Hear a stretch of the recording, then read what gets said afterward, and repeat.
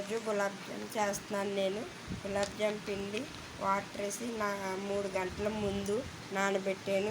ఒక gulab jam packet water వేసి నానబెట్టి ఉంచాను. ఇప్పుడు దీన్ని చిన్న చిన్న ఉండల కింద చేసి వేపుతాను. స్టవ్ మీద మూకుడు వేసాను. ఇప్పుడు ఆయిల్ వేస్తున్నాను. ఒక గిన్నె పెట్టాను. ఇందులో పంచదార వేస్తున్నాను.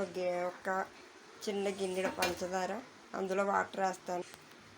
వాటర్ కొంచెం వేయాలి.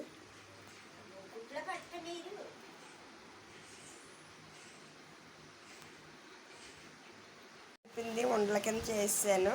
చేసి ఇప్పుడేమో ఆయిల్లో వేపేస్తాను. పంచదార పాకం మరుగుతుంది. మరిగేటప్పుడు ఇలా తిప్పాలి. ఆయిల్ కాగిపోయింది. ఇందులో వేసేస్తాను గులాబ్ జామ్ ఉండలు. అయితే మా భర్తే చేశాడు గులాబ్ జామ్ ఉండలు.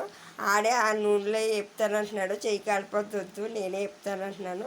నాకు ఇచ్చే అమ్మ, నేను వేస్తాను. ఆయిల్లో వేస్తున్నాను. మా భర్త చూడండి నాకు ఉండలు అందించేస్తున్నాడు. ఏదమ్మా మా భర్త చూడండి ఎంత బాగా చేసి అలాగ అందిస్తాడు. నీకు ఇష్టమా? అది నువ్వే తయారు చేసేవా? బాగా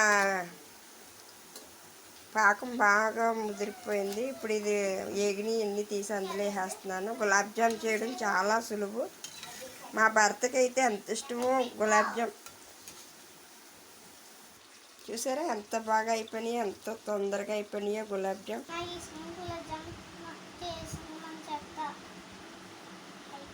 గులాబ్ జామ్ తొందరగా చాలా సులువుగా అయిపోతే 10 నిమిషాల్లో గులాబ్ జామ్ తయారైపోయినాయి. మీరు కూడా అలాగే తయారు చేసి చూడండి.